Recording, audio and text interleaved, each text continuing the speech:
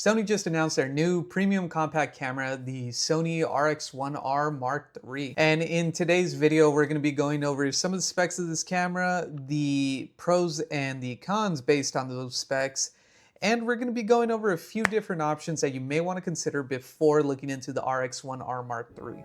Hey guys, welcome back to the channel. My name is Caesar. For those of you who are new here, I am an enthusiast photographer, a newly established content creator, and kind of a tech nerd. So if those are things you're interested in, definitely stick around and check out some of my other videos. I also do have a few other social media platforms, TikTok and Instagram, if you want to see some of my photography work. But with all that being said, let's get into the video. So Sony has just put up the RX1R Mark III up for pre-order on their website for a whopping $5,099. Trust me, I know. I'm a fan of Sony myself. I shoot on the Sony A7CII, and while I do think they have some great cameras at some great price points, I don't know if I could justify the price for the RX1R Mark III. We're going to try to go over those pros and cons and see if we can justify it, but spoiler alert, probably not. Alright, so just to go over a bit of information, the previous generation RX1R Mark II launched at a price of $3,299, whereas the new generation is at $5,099. That's an almost $2,000 increase. And although the previous generation was launched, I believe, over a decade ago, I still don't think that the price is justifiable, because although everything in the world has increased in price, that still seems very steep. But putting all that aside, let's go into some of the pros on this camera. Now, it does pack in the great 61 megapixel sensor that we could find in the Sony A7R V. It does come in with a 35mm fixed lens from Zeiss. It has a maximum aperture of f2, which is great. Unlike the previous generation, the electronic viewfinder is fixed to the camera, which I do appreciate. The previous generation did come in with one of those pop-up EVFs. Now, those pop-up EVFs are cool and all, but there's a lot more chance for parts or anything like that to break when the mechanisms move a lot. So the fixed lens is a great touch. And also, if you're shooting a lot from eye level, you can add an eye cup for extra comfortability, which I believe is a pro, and I do appreciate Sony fixing that EVF to the body. And speaking of the EVF, both the EVF and the LCD screen come in at a modest 2.36 million dot resolution, which I believe for the price point could have been upgraded a little bit more.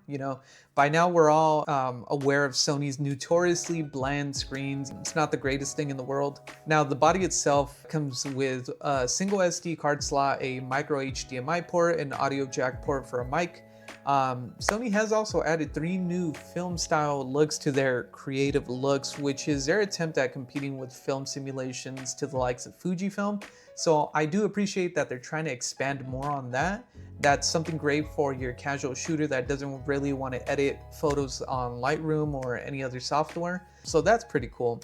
Based on the website, the body seems to be made out of a solid magnesium alloy with an iron black coating. So that's pretty good. That's a solid design. The grip on it, I kind of do like the grip on it. Although it's very small, I do like that tiny bump that it has. And the look of the camera body itself, it's very sleek. I do think Sony designs some of the best cameras. My Sony A7CII, I believe, is one of the best looking full frame cameras out there. I'm not gonna lie. And I know I own the camera, but hey, I think it's amazing. It's very sleek. Now, overall, the design of the camera is very nice, and I do think it is a great contender to the likes of the Fujifilm X100VI and the Leica Q3 in terms of design, so that's a pro.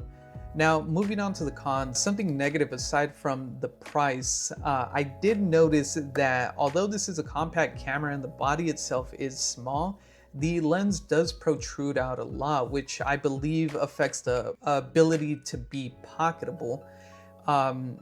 These cameras are supposed to be small and compact, and companies like Leica and Sony could learn from Fujifilm. And although Fujifilms do have APS-C sensors, so they're able to pack in more of a pancake lens, I do think it's something that they should work on for these, what they're saying are compact cameras.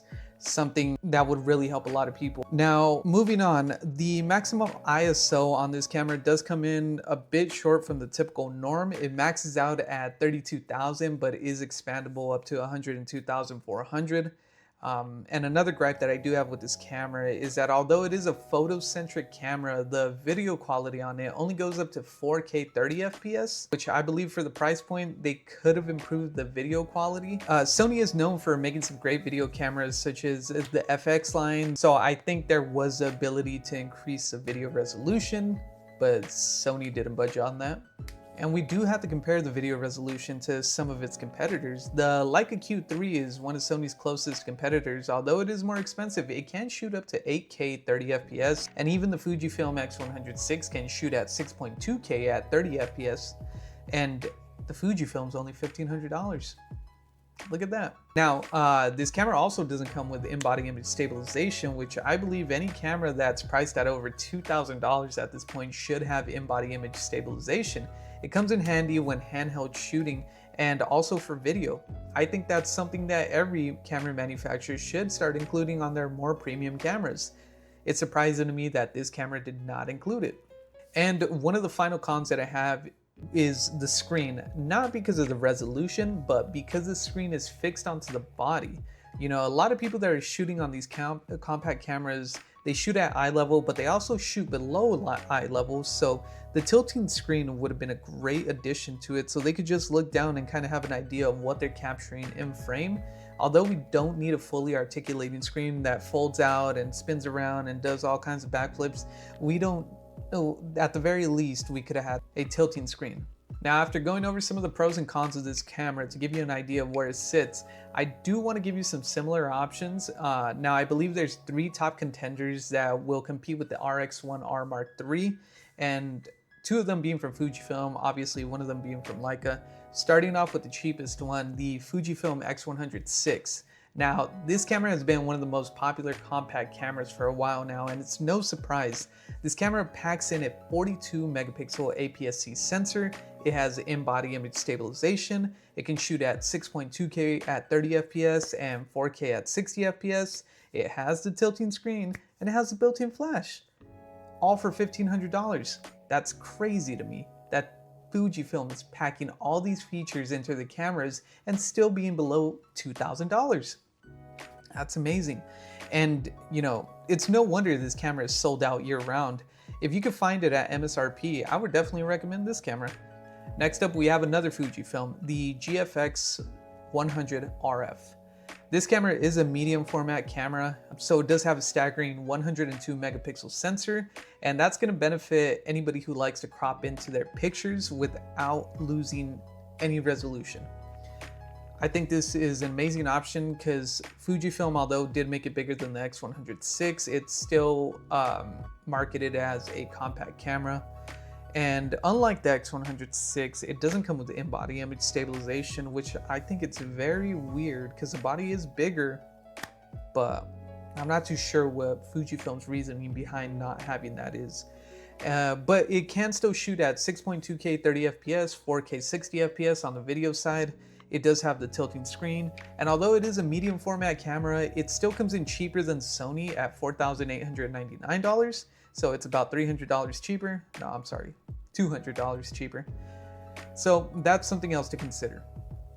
Next up, we have the Leica Q3. Now, Leica has a cult-like following for their premium cameras, so they are a bit more expensive than Sony, but they have also always been marketed as premium cameras. So, you know, nobody really takes that as a surprise when Leica comes out with a camera like the Q3 at $6,735, you know? People already know Leica as a premium company. Now, with some of the specs here, the camera does pack a 60 megapixel full frame sensor, which is close to Sony's 61 megapixel sensor. But just like Sony, it doesn't have the in-body image stabilization, which again, I still think is crazy. They should be including this in these premium cameras. It does make up for it because it does shoot at 8K 30 FPS and 4K 60 FPS. So on the video side, this is the highest resolution out of these 3 contenders. And it does have the tilting screen, so that's a nice addition. And with all that being said, I do believe the RX1R Mark III is an amazing camera, but personally, I cannot justify the price point with a camera that lacks so much. We have to remember that although expensive cameras are nice, they do not make you a better photographer. So I don't believe that this camera is really a camera for beginners, and I also don't think this camera is suitable for professionals. I just think this camera is more for the extreme enthusiast that really appreciates Sony as a brand, and you know, wants to support them and wants to have a cool camera, because it is a cool camera. It's a very cool camera, but I might want to find a deal on this before purchasing it. I can't justify purchasing it. Now, if you guys want my opinion and you guys want me to recommend something to you, again, Fujifilm X100VI, $1,500 camera, has all the amazing features that you need in a camera. It's a great value, simple as that. But keep in mind, all of this is my opinion. You know, you guys are more than welcome to express your opinions in the comments. Let me know if you agree or disagree, or if you even have any more camera options that you'd like to recommend to the viewers of this video. You know, we're all entitled to our opinions, and if you guys could justify purchasing the RX1R Mark III, then all the power to you. I appreciate you guys watching this video all the way to the end. I know I could have made it probably a YouTube short, but I did want to go into a bit more detail. So I appreciate you guys watching this until the end. If you guys want to see more of my videos, please check out the channel and consider subscribing. It would greatly help me out a lot. I'll see you guys in the next one. Peace.